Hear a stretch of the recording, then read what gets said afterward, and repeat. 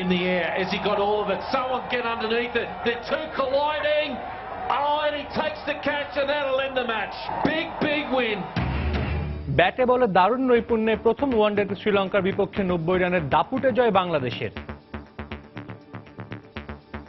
টাইগারদের দেয়া 325 রান তাড়া করতে নেমে লঙ্কানরা অল আউট 234 রানে।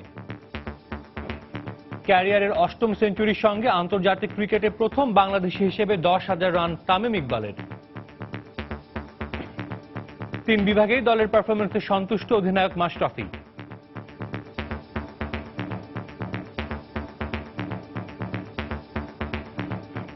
Three-match series, it's always important the first match, so that was almost perfect game for us.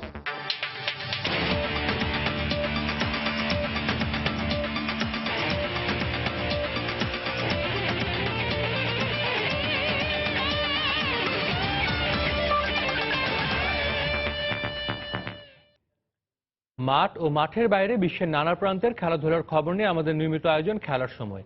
আর এই আয়োজন আপনাদের সঙ্গে আছি আমি সাজিদ মুস্তাহিদ। মহান স্বাধীনতার 47তম বর্ষে পদার্পণ করল বাংলাদেশ। মুক্তিযুদ্ধের বীর শহীদদের প্রতি শ্রদ্ধা জানাতে প্রস্তুত গোটা জাতি। ৭১-এর ২৬শে মার্চে কোটি কোটি বাঙালির হৃদয়ে মুক্তি আকাঙ্ক্ষার যে সশস্ত্র প্রদীপটি জ্বলে ওঠার আগ মুহূর্তে ২৫শে মার্চের ভয়াল এই রাতে পাকিস্তানি হানাদার বাহিনী অপারেশন সার্চ লাইটের নামে সাধারণ মানুষের উপর হত্যাযজ্ঞ চালায়। অসংখ্য সাধারণ নাগরিক, ছাত্র, শিক্ষক, বুদ্ধিজীবী ও পুলিশকে তারা হত্যা করে। সেই নৃশংস ঘটনার আন্তর্জাতিক স্বীকৃতি আদায় সোচ্চার বাংলাদেশ। আর প্রথমবারের মতো জাতীয়ভাবে পালন হচ্ছে গণহত্যা দিবস। গণহত্যা দিবস, স্বাধীনতা দিবসকে কেন্দ্র করে রাজধানী ও রাজধানীর বাইরে নানা আয়োজন চলছে। খেলার সময় যাওয়ার আগে দেখে নেব সেসব আয়োজন। ২৫শে মার্চ গণহত্যা দিবস ও ২৬শে মার্চ স্বাধীনতা দিবস উপলক্ষে শহীদদের স্মরণে রাজধানীর বিভিন্ন জায়গায় চলছে নানা আয়োজন। ঢাকা বিশ্ববিদ্যালয়ের জগন্নাথ হলে আছেন রিপোর্টার প্রসূন আশিস, পুরান ঢাকার শাখারী বাজারে আছেন রাশেদ বাপ্পি, মানিক মিয়া এভিনিউতে আছেন ইমদাদুল হক। আমরা প্রথমে চলে যাচ্ছি প্রসূন আশিসের কাছে। প্রসূন,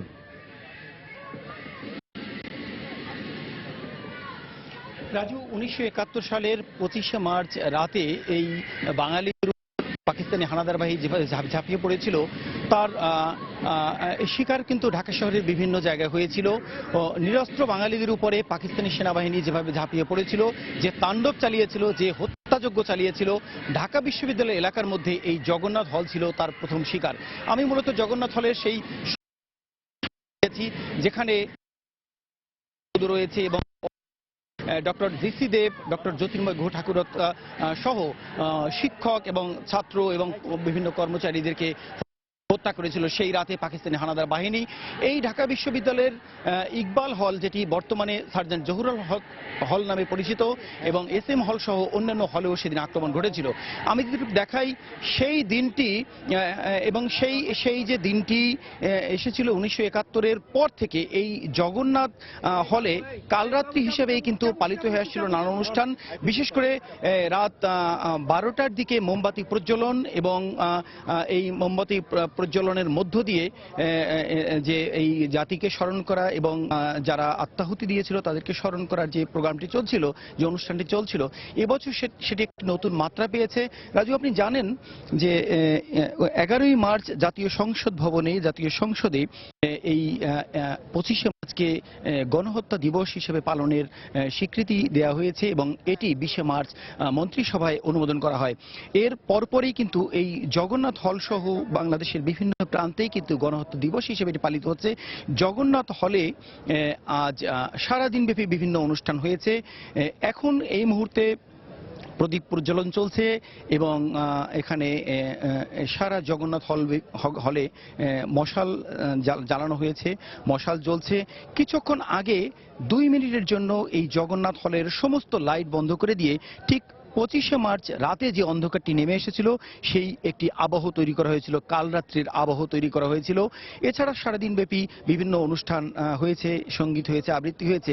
ইতিমধ্যে ঘাতক দালাল নির্মূল কমিটি সহ বিভিন্ন সামাজিক সাংস্কৃতিক সংগঠন এখানে এসে ফুল দিয়ে যেমন শ্রদ্ধা জানিয়েছেন, পাশাপাশি মোমবাতি প্রজ্বলন করে তারা শ্রদ্ধা জানিয়েছেন। এই মুহূর্তে দেখতে পাচ্ছেন যে অসংখ্য বিভিন্ন শ্রেণী পেশার মানুষ এবং বিভিন্ন রাজনৈতিক দলের পক্ষ থেকে বিভিন্ন সামাজিক সাংস্কৃতিক দলের নেতৃবৃন্দ এবং কর্মীরা তারা এই জগন্নাথ হলের শহীদ মিনারে জগন্নাথ হলের যে গণসমাধি স্মৃতিসৌধটি রয়েছে সেখানে তারা মোমবাতি প্রজ্বলন করে শহীদদের প্রতি শ্রদ্ধা জানাচ্ছেন এবং সারাদিন এভাবেই বিভিন্ন সংগঠন এখানে কিন্তু ফুল দিয়ে এবং মোমবাতি প্রজ্বলন করে শ্রদ্ধা জানিয়েছেন।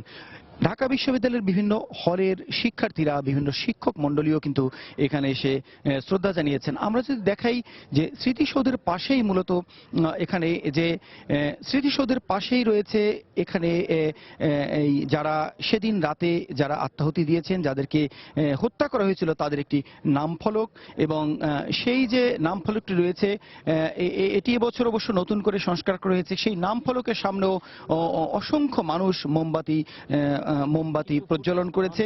এখানে যে নামফলকটি রয়েছে আমরা দেখতে পাচ্ছি যে সেই নামফলকের শুরুতেই একদম উপরের দিকে রয়েছে অধ্যাপক ডক্টর গোবিন্দচন্দ্র দেবের নাম, যিনি ওই দিন রাতে শহীদ হয়েছিলেন এবং তারপরে আমরা দেখতে পাচ্ছি অধ্যাপক ডক্টর জ্যোতির্ময় ঘোষ ঠাকুরের কথা, অধ্যাপক সন্তোষচন্দ্র ভট্টাচার্য। এভাবে এই জগন্নাথ হলের যত শিক্ষককে সেদিন হত্যা করা হয়েছে, যত কর্মচারীদেরকে সেদিন হত্যা করা হয়েছে তাদের এই নামের তালিকাটি এই ফলকে রয়েছে। এখানে অসংখ্য মানুষ সন্ধ্যার পর থেকে এখানে এসে মোমবাতি প্রজ্বলন করে এবং ফুল দিয়ে এখানে কিন্তু শ্রদ্ধা জানিয়েছে।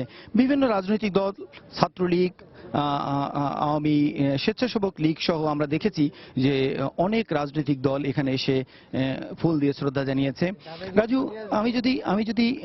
আমি যদি একটু দেখাতে চাই যে এই নামফলকের পিছনেই কিছুটা দূরে সেই গণসমাধিটি রয়েছে যেখানেও মোমবাতি প্রজ্বলন করা হয়েছে এবং সেখানে অসংখ্য মানুষ এখনো মোমবাতি প্রজ্বলন করছেন। এই যে গণসমাধিটি রয়েছে এই গণসমাধিতেই সেদিন 25শে মার্চ রাতে এখানে এই হলের যারা শিক্ষক কর্মচারী যারা ছিলেন তাদেরকে কিন্তু এখানে সমাধিস্থ করা হয় এবং তারা একের পর এক হত্যা করে এখানে একটি গণকবর খুঁড়ে এখানে একটি গণসমাধি খুঁড়ে সেখানে কিন্তু তাদেরকে সমাধিস্থ করেছে এই পাকিস্তানি সেনাবাহিনী হত্যার পরে। মূলত সেই দৃশ্যটি আজকে এই জগন্নাথ হলের বিভিন্ন অনুষ্ঠানের মধ্য দিয়ে ফুটিয়ে তোলা হয়েছে। রাজু, আমি আপনাকে জানিয়ে রাখতে চাই ওই 25শে মার্চ রাতের প্রথম প্রহরে পাকিস্তানি সামরিক জান্তা এই জগন্নাথ হলে যে তাণ্ডবটি চালিয়েছিল, জগন্নাথ হলে যে তাণ্ডব চালিয়েছিল সেই তাণ্ডবের দৃশ্য কিন্তু এখানে ফুটিয়ে তোলা হয়েছে। আমি এই জগন্নাথ হলের সারাদিন ভেবে যে অনুষ্ঠান সেই অনুষ্ঠান মূলত এখন এই প্রদীপ প্রজ্বলনের মধ্য দিয়েই শেষ হয়েছে। মূলত কিছুক্ষণের মধ্যেই এইখানের অনুষ্ঠান মূল্য শেষ হবে। আমরা এই যে গণহত্যা চালিয়েছিল পাকিস্তান সামরিক জান্তা, জগন্নাথ হলের মতো রাজধানীর শাখারি বাজারেও কিন্তু সেদিন রাতে এই গণহত্যা চালিয়েছিল পাকিস্তানি সামরিক জান্তা, পাকিস্তানি সেনাবাহিনী। তো সেখানে রয়েছে এই আমাদের রিপোর্টার রাশেদ বাপ্পি। আমি সরাসরি রাশেদ বাপ্পির কাছে আপনাদেরকে ফিরিয়ে নিয়ে যাচ্ছি। শাখারি বাজার থেকে জানাবেন রাশেদ বাপ্পি। প্রসূন, ঢাকা বিশ্ববিদ্যালয়ের জগন্নাথ হল থেকে আপনি জানাচ্ছিলেন যে 71-এর 25 মার্চ কাল রাতে যে হত্যাযজ্ঞ ঘটেছিল সেই হত্যার খবরাখবর। আর আমি আছি এখন রাজধানীর পুরান ঢাকার শাখারি বাজারে। 71-এর গণহত্যা থেকে কিন্তু বাদ যায়নি এই রাজধানীর পুরান ঢাকার এই শাখারি বাজার এলাকাও। এই এলাকায়ও কিন্তু নারকীয় হত্যাকাণ্ডের ঘটনা ঘটেছে।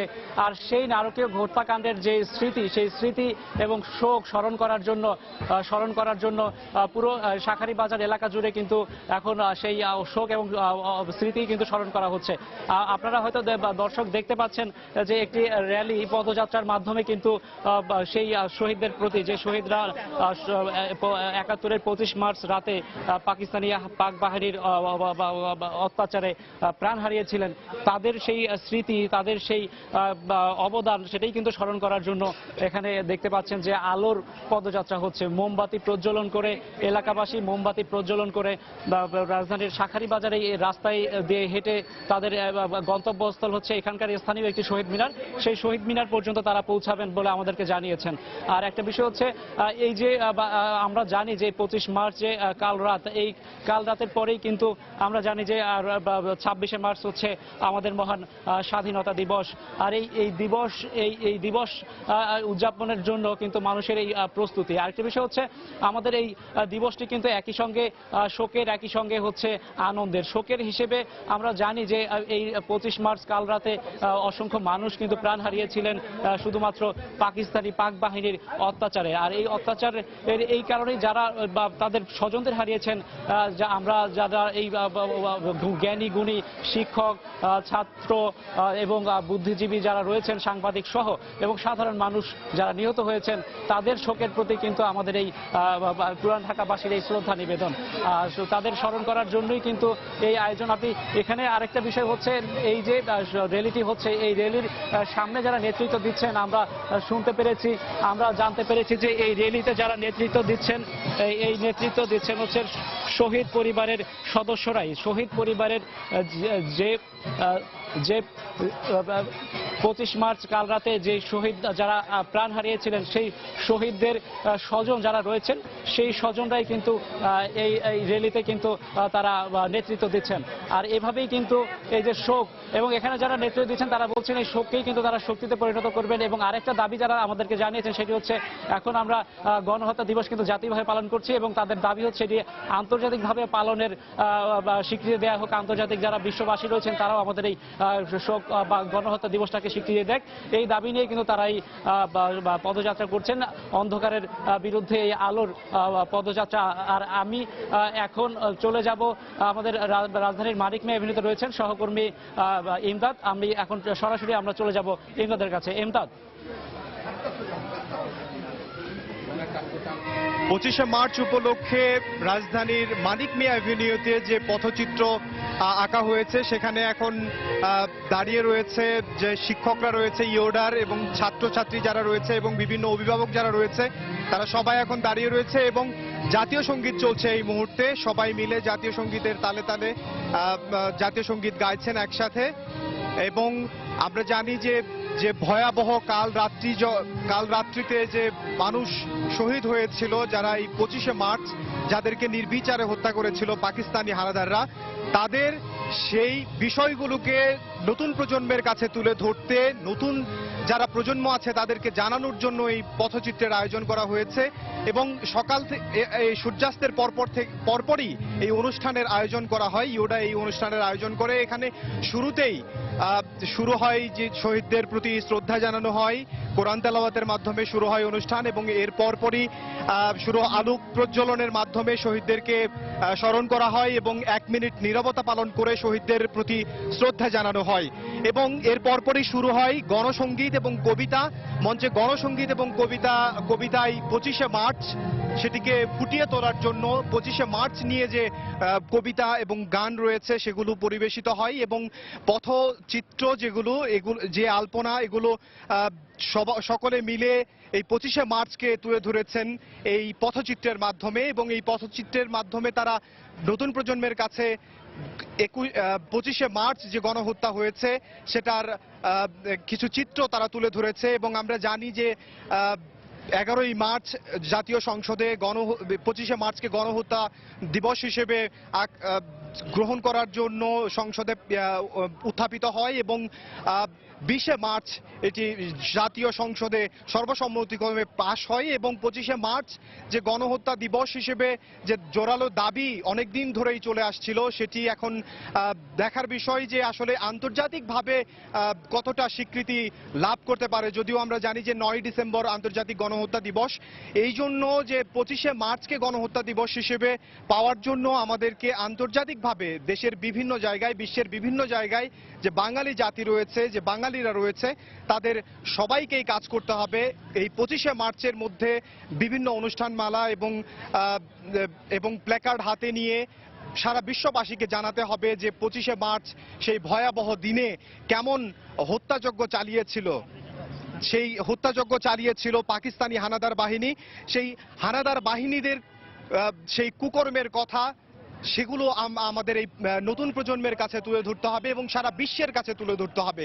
এবং সারা বিশ্বের কাছে যদি আমরা তুলে ধরতে পারি তাহলে সেই সবচেয়ে বড় গণহত্যা, দ্বিতীয় বিশ্বযুদ্ধের পরে সবচেয়ে বড় গণহত্যা হয়েছিল এই 25শে মার্চ, এবং সেই 25শে মার্চকে সারা বিশ্ববাসীর কাছে পৌঁছে দিতে হবে যে কেমন নির্মম, কেমন বিভীষিকাময় সেই রাত ছিল। এবং সেটা যদি আমরা তুলে ধরতে পারি তাহলে আমরা এই 25শে মার্চকে আন্তর্জাতিক গণহত্যা দিবস হিসেবে আমরা পেয়ে যেতে পারবো। তো আমরা আমাদের এই চেষ্টা অব্যাহত থাকবে এবং আমরা এই চেষ্টা অব্যাহত রাখবো। সারা বিশ্বেই 25শে মার্চকে আমরা গণহত্যা দিবস হিসেবে পালনের চেষ্টা চালিয়ে যাব। তো এই মুহূর্তে এই ছিল আমার কাছে সর্বশেষ খবর। আমি চলে যাচ্ছি সাজিদ মুস্তাহিদের কাছে। ধন্যবাদ ইমদাদুল। দর্শক, 25 মার্চ শহীদদের স্মরণে রাজধানীর বিভিন্ন জায়গায় চলছে নানা আয়োজন, এবং সেসবের বিস্তারিত জানাচ্ছিলেন আমাদের সহকর্মী প্রসূন আশিস ঢাকা বিশ্ববিদ্যালয়ের জগন্নাথ হল থেকে, রাশেদ বাপ্পী শাঁখারী বাজার থেকে এবং ইমদাদুল হক জানাচ্ছিলেন মানিক এভিনিউ থেকে। মহান স্বাধীনতার 47তম বর্ষে পদার্পণ করল বাংলাদেশ। বহু বছরের পরাধীনতার গ্লানি আর শেকল ভাঙার এই দিনটি বাঙালির জাতীয় জীবনে গভীর তাৎপর্যপূর্ণ। 71-এর 26শে মার্চে কোটি কোটি বাঙালির হৃদয়ে মুক্তি আকাঙ্ক্ষার যে সশস্ত্র প্রদীপটি জ্বলে উঠেছিল, বিজয়ের মধ্য দিয়ে তারই রত্নস্নাত পূর্ণতা ছিল 16ই ডিসেম্বর। তবে লক্ষ প্রাণের বিনিময়ে যে স্বাধীনতা, তা কতটুকু মুক্তি দিতে পারল বাঙালিকে? বিশেষজ্ঞরা বলছেন, অর্থনৈতিক অগ্রগতি হলেও বৈষম্য দূর হয়নি, তাই জনমানুষের মুক্তি এখনো অধরাই রয়ে গেছে। তরুকুল ইসলাম সৌরভের রিপোর্ট। এক দীর্ঘ রাত্রি শেষে ভোর হলো, রক্তরাঙা নতুন সূর্য উদিত হলো আকাশে। জন্ম নিল নতুন একটি দেশ, স্বাধীন বাংলাদেশ। তবে পেছনে ফেলে আসতে হলো এক নিদ্রাহীন রাত, পৃথিবীর ইতিহাসের এক জঘন্যতম গণহত্যা। 25শে মার্চ রাতে গণহত্যায় হতচকিত বাঙালির কাছে ইথারে ভেসে আসলো একটি নির্দেশ, আর তাতেই বিদ্যুৎ চমকের মতো জেগে উঠল পুরো দেশ। বঙ্গবন্ধু শেখ মুজিবুর রহমান গ্রেপ্তারের পূর্বে যে নির্দেশ দিলেন, তাতেই শুরু হয় স্বাধীনতা সংগ্রামের, বিদ্রোহী বাংলার রক্তদানের শেষ পর্ব।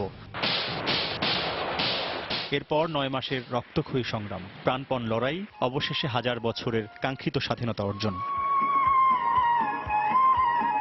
এরপর পেরিয়েছে 4.5 দশকেরও বেশি সময়। তবে সমাজ এবং রাষ্ট্র কাঠামোয় কতটুকু পরিবর্তন আসলো, মুক্তিযুদ্ধের আকাঙ্ক্ষা কতটুকুই বা অর্জিত হলো? অর্থনৈতিক অগ্রগতি হয়েছে, দারিদ্র্যকে আমরা অনেকটা পিছনে ফেলে আসতে পেরেছি, কিন্তু অসাম্যের জায়গাটা এবং মূল্যবোধ সমৃদ্ধ প্রাতিষ্ঠানিক এবং সামাজিক সংস্কৃতির জায়গাতে আসলে আমরা ওইভাবে আগাতে পারি নাই। প্রধান রাজনৈতিক দলগুলো এখনো সিদ্ধান্ত নিতে পারলো না কিভাবে তারা নির্বাচন করলে আমরা কি করে বলতে পারি কোনো অর্জন হয়েছে রাজনীতির ক্ষেত্রে? রাজনীতির ক্ষেত্রে অর্জন খুবই সামান্য। বিশেষজ্ঞরা বলছেন, বাংলাদেশ এখন মুক্তিযুদ্ধের মূল ধারায় ফিরে এসেছে। এটি নতুন করে আশার সঞ্চার করছে। মুক্তিযুদ্ধের পথ থেকে পিছু হটে উল্টো পথে যে যাত্রা আমাদের শুরু হয়েছিল, সেটাকে ঠেকানো গেছে এবং আমরা মুক্তিযুদ্ধের পথে আবার প্রত্যাবর্তন করতে পেরেছি। সকলের সম্মিলিত প্রয়াসে পূর্ণতা পেতে পারে সুখী সমৃদ্ধ বাংলাদেশ। ব্যাপক এবং গভীর অর্থে মুক্তি সংগ্রামের কোনো শেষ নেই, তাই প্রতি বছর স্বাধীনতা দিবস আসে আর আমাদের মুক্তির চেতনার নবায়ন ঘটে। আর এই চেতনার উপর ভর করেই এগিয়ে যাবে আগামীর বাংলাদেশ, এমনটাই প্রত্যাশা সকলের। তরিকুল ইসলাম সৌরভ, সময় সংবাদ, ঢাকা। দর্শক, 25শে মার্চ গণহত্যা দিবস এবং 26শে মার্চ মহান স্বাধীনতা দিবস উপলক্ষে আমরা এই নিয়ে বিশেষ কিছু রিপোর্ট এবং কিছু দেখছিলাম। আপনারা জানেন যে বাংলাদেশ শ্রীলঙ্কার প্রথম ওয়ানডেতে বাংলাদেশ 90 রানে জয় পেয়েছে। বাংলাদেশ শ্রীলঙ্কা ওয়ানডে সিরিজ প্রসঙ্গ, ব্যাটে বলে দারুণ নৈপুণ্য দেখিয়ে প্রথম ওয়ানডেতে শ্রীলঙ্কার বিপক্ষে 90 রানের দাপুটে জয় তুলে নিল বাংলাদেশ। ডাম্বুলায় আগে ব্যাট করে তামিম সাকিবের রেকর্ড জুটিতে 324 রান করে টাইগাররা। ক্যারিয়ারের 8ম সেঞ্চুরির সঙ্গে আন্তর্জাতিক ক্রিকেটে প্রথম বাংলাদেশি হিসেবে 10,000 রান করেন তামিম। জবাবে ব্যাট করতে নেমে ম্যাশ, রিয়াজ, মুস্তাফিজদের বোলিং তোপে 234 রানে শেষ হয় শ্রীলঙ্কার ইনিংস। হ্যাঁ, এমন বাংলাদেশ ক্রিকেট দলকে দেখতে চায় টাইগার সমর্থকরা। লঙ্কান সিংহ বধ করে রঙিন উৎসবে মাতোয়ারা বাংলার বাঘেরা। স্বাধীনতার উত্তাল মার্চ মাসে বাংলাদেশের এই জয় সত্যি উপভোগ করল সবাই। এর আগে ডাম্বুলায় টস হেরে ব্যাটিংয়ে নেমে উড়ন্ত সূচনার ইঙ্গিত দিয়ে সৌম্য দলীয় 29 আর ব্যক্তিগত 10 রানে আউট হন। তবে ওয়ান ডাউনে নামা সাব্বির অভিজ্ঞ তামিমের দারুণ সঙ্গ নিয়ে লঙ্কানদের হাসি কেড়ে নেন। 18 ওভারে দলীয় রান 100 কোটা পার করেন এই দুজন। ক্যারিয়ারে চতুর্থ 50 হাঁকানো সাব্বির দারুণ খেলছিলেন, কিন্তু পার্ট টাইম বোলার গুণারত্নের বলে কাটা পড়েন ব্যক্তিগত 54 রানে। এরপর 1 রানের ব্যবধানে উইকেট ছাড়তে হয় মুশফিকুর রহিমকে। 123 রানে 3 উইকেট হারিয়ে চাপে বাংলাদেশ। শঙ্কা জাগে 300 রানের সম্ভাবনা হয়তো ভেস্তে যাবে বাংলাদেশের। কিন্তু না, কলম্বো টেস্ট জয়ের দুই নায়ক ব্যক্তিগত জীবনে ভালো বন্ধু তামিম সাকিব জয়ের ক্ষুধায় আহত বাঘের মতো আবারও গর্জে উঠলেন। তামিম সাকিবের ব্যাটিং মূলত এখান থেকেই রচনা হয় টাইগারদের বিজয়ের গল্প। দায়িত্বশীল ব্যাটিং করে রঙিন পোশাকে 8ম সেঞ্চুরির মাইলফলক স্পর্শ করেন টর্নেডো তামিম। এবার দৃশ্যপটে চোখ রাখা যাক সাকিবের দিকে। ফর্মে তুঙ্গে থাকা সাকিব এদিন পিটিয়ে তক্তা বানিয়েছেন লঙ্কান বোলারদের। তামিমের সাথে 144 রানের রেকর্ড জুটি গড়ে সাকিব থামেন 74 রানের ইনিংস খেলে। ততক্ষণে বাংলাদেশ লঙ্কার বিপক্ষে রেকর্ড 300 রানের অধিক স্কোরের ভিত্তি পায়। বাকিটাই তামিমের 127, সৈকতের 24 ও মাহমুদুল্লাহর 13 রানের ক্যামিও ইনিংসে 324 রানের বিশাল স্কোর পায় বাংলাদেশ। রেকর্ডের পাতা বলছে ডাম্বুলায় 300-র অধিক রান করে কোনো দল হারেনি এখনো। এমন অবস্থায় আস্কিং রান রেট 6.5 করে। বেশ চাপ, আর সেই চাপেই কিনা মাশরাফির প্রথম ওভারে চাপা পড়েন গুনাথিলাকা। অভিষিক্ত মিরাজ তার ওয়ানডে ক্রিকেটের ডায়েরিতে প্রথম স্বীকার করেন জীবন মেন্ডিসকে।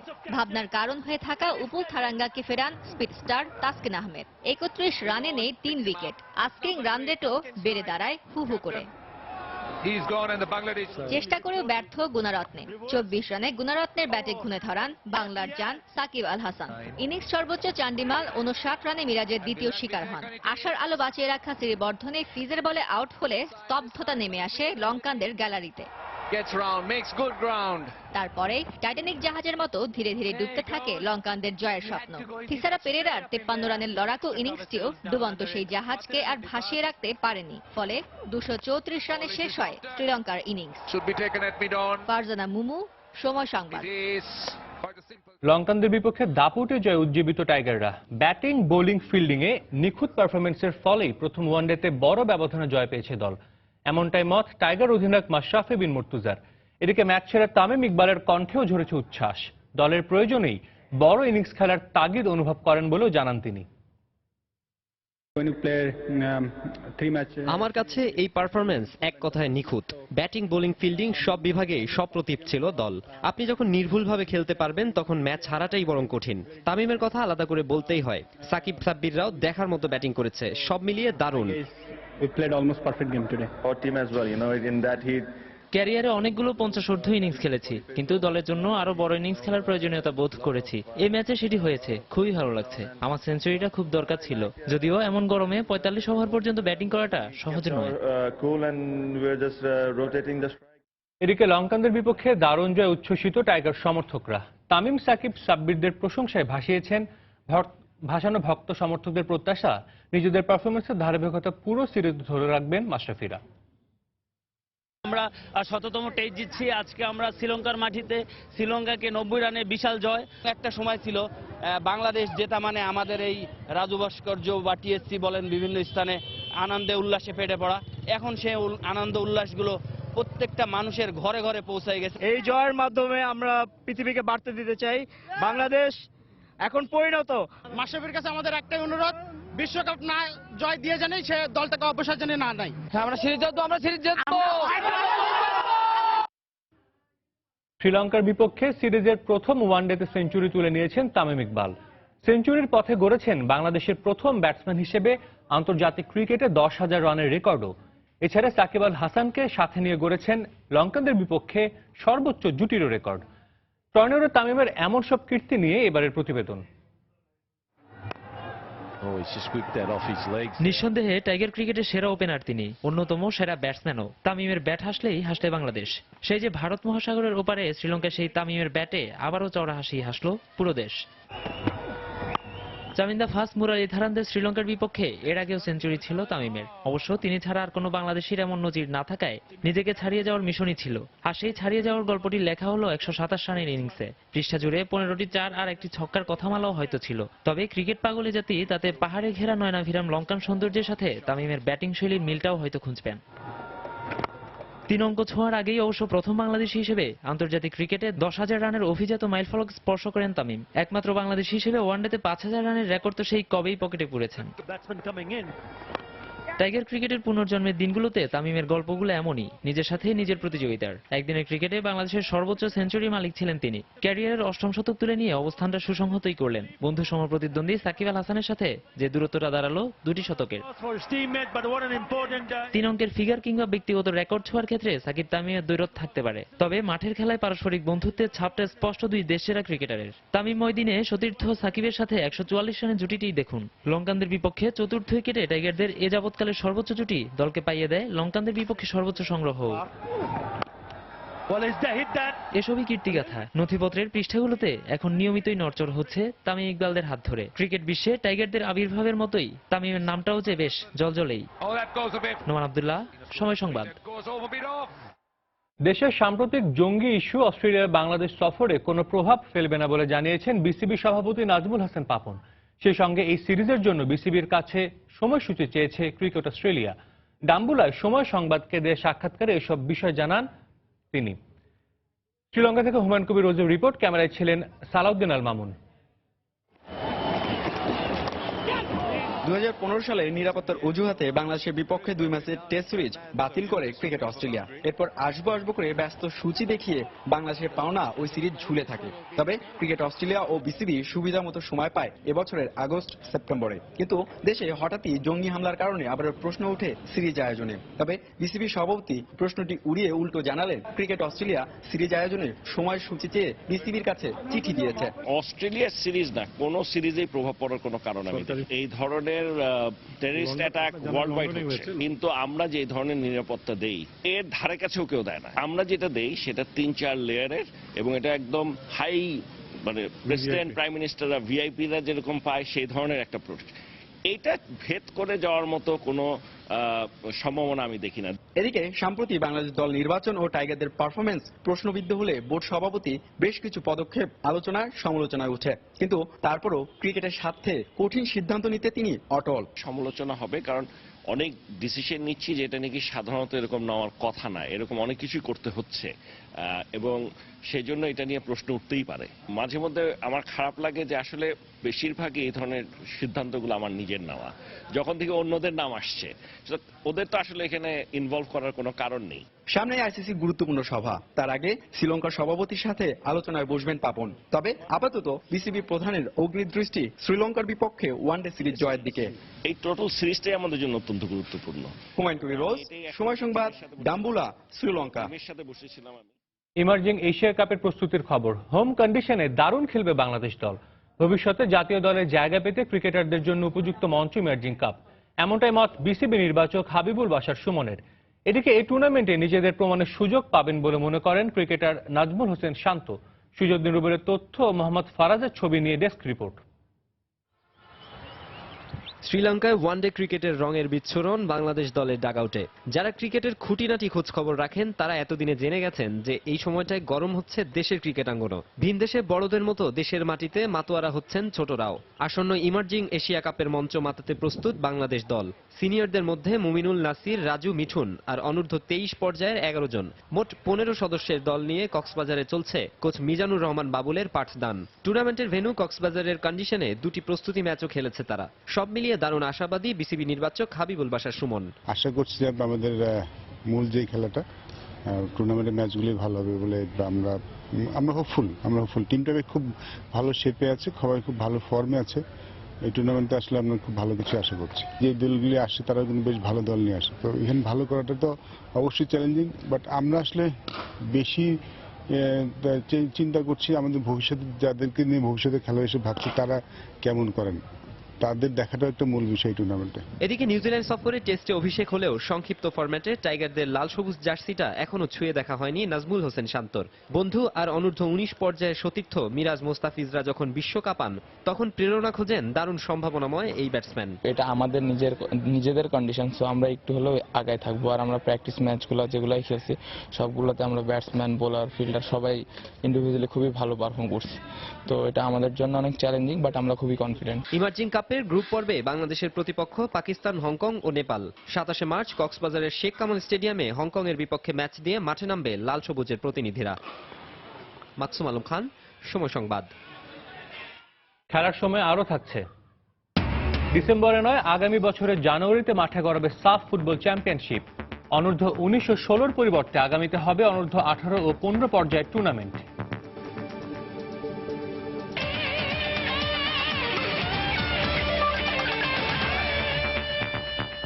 আরএফএল ওয়াটার পাম্প, পানি দেবে টেনশন নয়। শহীদ বীর বিক্রম আব্দুল হালিম চৌধুরী জুয়েল, তাকে বলা হতো পূর্ব পাকিস্তানের ক্রিকেট জাদুকর। শিল্পী যেমন তার তুলির আঁচড়ে শৈল্পিক সব ছবি আঁকেন, তেমনি সবুজ ঘাসের 22 গজের পিচে ব্যাট হাতে তিনি দক্ষ শিল্পীর মতো অপূর্ব সব শটের পসরা সাজাতেন। সারা দেশে যখন যুদ্ধের দামামা, তখন বাংলা মায়ের ডাকে মুক্তিযুদ্ধে যোগ দেন জুয়েল। বেশ কয়েকটি সফল অপারেশনের পর 1971 সালের 19 আগস্ট ক্রাক প্লাটুনের আরেক সদস্য আজাদের বাসা থেকে গ্রেফতার হন। ধারণা করা হয় 31 আগস্ট জুয়েলকে হত্যা করে হানাদার বাহিনী। তার মতোই আরেক ক্রিকেট সংগঠক ছিলেন শহীদ মুশতাক। স্বপ্নটা তার ছিল স্বপ্নের চেয়েও বড়। চেয়েছিলেন ওপেনিং ব্যাটসম্যান হিসেবে চড়াও হবেন প্রতিপক্ষের বোলারদের ওপর। তবে হানাদারদের দখলদারিত্বের দেশে সে সুযোগটা কই। তাই তো মুক্তির একমাত্র পথই বেছে নিলেন তিনি, স্বাধীনতা। যোগ দিলেন মুক্তিবাহিনীর ক্র্যাক প্ল্যাটুনে। বলছি ক্রিকেট যোদ্ধা শহীদ জুয়েলের কথা। 1950 সালে মুন্সিগঞ্জ জেলার ওয়াজেদ ফিরোজা দম্পতির কোল আলো করে জুয়েলের জন্ম। 3 ভাই আর 4 বোনের মধ্যে তিনি ছিলেন দ্বিতীয়। ক্রিকেট আর জুয়েল যেন একে অন্যের পরিপূরক। দেশের হয়ে সর্বোচ্চ পর্যায়ে খেলার যোগ্যতা থাকা সত্ত্বেও পশ্চিম পাকিস্তানের বৈষম্যের শিকার হন তিনি, যা তার মনে গভীর দাগ কাটে। জুয়েল ভাই ছিল ওপেনিং ব্যাটসম্যান, সাংঘাতিক সাহসী লোক ছিল। ব্যাটিং এর উপরে যে দক্ষতা ছিল, খুব কম প্লেয়ারে ছিল। তুই কি জানিস যে মুক্তিযুদ্ধ শুরু হয়ে গেছে? আমি হ্যাঁ জানি, মুক্তিযুদ্ধ শুরু হয়ে গেছে। এদেশ কি স্বাধীন হবে? আমি বললাম অবশ্যই হবে। তখন কি ক্রিকেট খেলা থাকবে? আমাকে উনি আবার প্রশ্ন করলেন। আমি বললাম নিশ্চয়ই থাকবে। তখন উনি বললেন তখন কারা ক্রিকেট খেলবে? আমি যারা বেঁচে থাকবে, ওই সময় যুবক থাকবে, তারা খেলবে, এদেশের বাঙালিরা খেলবে ক্রিকেট। 1971 সালের 26 মার্চ জাতি হারায় আরো এক ক্রীড়া সংগঠক ও আজাদ বয়েজ ক্লাবের প্রতিষ্ঠাতা শহীদ মুশতাক আহমেদকে। মুশতাক তখন সেক্রেটারি ওয়ার্কস ছিল পাকিস্তান গভর্নমেন্টে, কফিলউদ্দিন সাহেব। মানে ওর লেভেল উপর লেভেলে ছিল, নিচের লেভেলে সবাইকে চিনত। সে নিজেই টাকা জোগাড় করতো কেমনি করে, উই ডোন্ট নো। 27 তারিখে 6 ঘন্টার জন্য কারফিউ উড্ডো করা হয়েছিল। তো এই 6 ঘন্টা কারফিউ উড্ডোর সময় আমি বের হলাম বাসা থেকে বেরোয় আমি গেলাম ওই ডিডিএস, যাই দেখলাম মুশতাকের লাশটা ঠিক এইভাবে পড়ে আছে, এইখানে গুলি ওখানে গুলি। কাজে এই গোলাগুলি মানে কখনো সে জানি না, তবে তার লাশটা বেশ পচে গেছে, কালো রক্তগুলো কালো হয়ে গেছে। আজ যখন সাকিব, তামিম কিংবা মুশফিকের এক একটা শট বাউন্ডারি লাইনের ওপারে আছড়ে পড়ে, যখন মুস্তাফিজের কাটারের মায়ায় দিশেহারা সারা বিশ্ব, তখন হয়তো অদৃশ্য থেকেও দুজনে নিশ্চয়ই উপস্থিত থাকেন গ্যালারিতে। হয়তো মুগ্ধ নয়নে বীর করে বুলিয়া উড়ান, বলেন এমন বাংলাদেশই তো আমরা চেয়েছিলাম। মাহবুব রিমন, সময় সংবাদ, ঢাকা। এবছর মাঠে গড়াচ্ছে না সাফ ফুটবল চ্যাম্পিয়নশিপ। আগামী বছরে হতে পারে জানুয়ারিতে, এমনই আভাস দিয়েছেন সাফের সাধারণ সম্পাদক আনোয়ারুল হক হেলাল। ভারতীয় ফুটবলারদের আইএসএল ব্যস্ততার জন্যই নাকি এমন সিদ্ধান্ত নিতে হচ্ছে। এছাড়াও সাফের অনূর্ধ্ব 19 এবং অনূর্ধ্ব 16 চ্যাম্পিয়নশিপের পরিবর্তে আগামী আসরগুলো অনুষ্ঠিত হবে অনূর্ধ্ব 18 এবং অনূর্ধ্ব 15 পর্যায়ে। একেই হয়তো বলে প্রভাব। ভারতীয় ফুটবলাররা আইএসএল খেলবে, তাই জাতীয় দলের হয়ে অংশ নিতে পারবে না সাফ চ্যাম্পিয়নশিপে। উপায় নেই, দক্ষিণ এশিয়ার দাদারা টুর্নামেন্ট না খেললে এগিয়ে আসবে না কোনো পৃষ্ঠপোষক প্রতিষ্ঠান। অতএব মেরুদণ্ডহীন সংস্থার সিদ্ধান্ত, পিছিয়ে দাও সাফ চ্যাম্পিয়নশিপ। অবশ্য যুক্তিটা ঠিকই দাঁড় করিয়েছে ভারত ফুটবল ফেডারেশন। চলতি বছরই দেশটিতে বসবে অনূর্ধ্ব 17 বিশ্বকাপ, যা অনুষ্ঠিত হবে আইএসএল এর নির্ধারিত ভেন্যুগুলোতে। তাই পিছিয়ে দিতে হচ্ছে ফ্র্যাঞ্চাইজি লিগ। আর এজন্যই 25 ডিসেম্বরের সাফ চ্যাম্পিয়নশিপ অনুষ্ঠিত হচ্ছে না এবছর। আইএসএল এর চলাকালীন যদি ওদের প্লেয়ার রিলিজ না করে, আর সেই হিসাবে তখন তো আমাদের মার্কেটিং কোম্পানি বলেন, যাই বলেন, তারাও চাবে ইন্ডিয়াকে বাদ দিয়ে তো টুর্নামেন্ট করা সম্ভব হলো না। তো সেই কনসিডারেশন আমি বলছি যে আনঅফিসিয়ালি আর কি একটা খবর পেয়েছি আমরা, যে হয়তো সপ্তাহ দুয়েক পিছাতেও পারে। পরিবর্তন আসছে সাফের বয়স ভিত্তিক আসরগুলোতেও। এএফসির সঙ্গে সঙ্গতি রেখে অনূর্ধ্ব 16 চ্যাম্পিয়নশিপের বয়সসীমা 1 বছর কমিয়ে করা হচ্ছে অনূর্ধ্ব 15। একই নীতি অনুসরণ করা হচ্ছে অনূর্ধ্ব 19 চ্যাম্পিয়নশিপের ক্ষেত্রেও। এএফসির এবার যে আন্ডার 16 কোয়ালিফিকেশন খেলা হচ্ছে সেটা আসলে বেসিক্যালি কিন্তু এটা আন্ডার 15, সেই এজটাকে রাখতে গেলে আমরা এটাকে আন্ডার 15 মনে করি। সো আমরা এই বছর হয়তো এটা চেঞ্জ করে এএফসি সাফ আন্ডার 15 এবং সেমভাবে আন্ডার 19 কে আমরা সাফ আন্ডার 18 টুর্নামেন্ট হয়তো নাম দিতে পারি। নেপালের কাছ থেকে সাড়া পেয়েছি, তারা they want to host under 15, যেটা সেটা হোস্ট করবে। কারণ এটা হবে আমাদের একটা প্রবাবল ডেট হলো অগস্টের 18 তারিখ থেকে, আর সেপ্টেম্বরের এন্ডের থেকে হবে হলো আন্ডার 18। তবে সামনের বছরের শেষ দিকে সাফের যে ক্লাব চ্যাম্পিয়নশিপ অনুষ্ঠিত হওয়ার কথা রয়েছে তা আয়োজনে এখনো অনড় অবস্থানে আছে সংস্থাটি। আমাদেরকে নাও বলতে পারতেছি না। এস এম ইকবাল, সময় সংবাদ, ঢাকা। স্বাধীনতা দিবস উপলক্ষে ব্র্যাক বিশ্ববিদ্যালয় ফুটবল ক্লাব আয়োজন করে ফুটসাল কাপ ফুটবল টুর্নামেন্টের। ইভেন্ট ফ্যাক্টরির পৃষ্ঠপোষকতায় বিশ্ববিদ্যালয়ের অডিটোরিয়ামে আয়োজন করা হয় এই টুর্নামেন্ট। প্রথমবারের মতো আয়োজিত এই আসরে অংশ নেয় 24টি দল। পরে বিজয়ীদের মাঝে পুরস্কার তুলে দেওয়া হয়। খেলার সময়ের শীর্ষ সংবাদ জানিয়ে দিচ্ছি আরেকবার। In the air, has he got all of it? Someone get underneath it. They're two colliding. Oh, and he takes the catch, and that'll end the match. Big win. ব্যাটে বলে দারুণ নৈপুণ্যে প্রথম ওয়ানডেতে শ্রীলঙ্কার বিপক্ষে 90 রানের দাপুটে জয় বাংলাদেশের। টাইগারদের দেয়া 325 রান তাড়া করতে নেমে শ্রীলঙ্কানরা অল আউট 234 রানে। ক্যারিয়ারের 8ম সেঞ্চুরির সঙ্গে আন্তর্জাতিক ক্রিকেটে প্রথম বাংলাদেশি হিসেবে 10,000 রান তামিম ইকবালের। 3 বিভাগে দলের পারফরম্যান্সে সন্তুষ্ট অধিনায়ক Mashrafe. 3-match series, it's always important the first match, so that was almost perfect game for us. দর্শক, এই ছিল খেলার সময়ের এখনকার আয়োজন। যে কোনো খবর পেতে ভিজিট করুন সময়নিউজ.tv। আর খেলা জগতের সব খবর, সর্বশেষ খবর জানতে সঙ্গেই থাকুন সময়ের।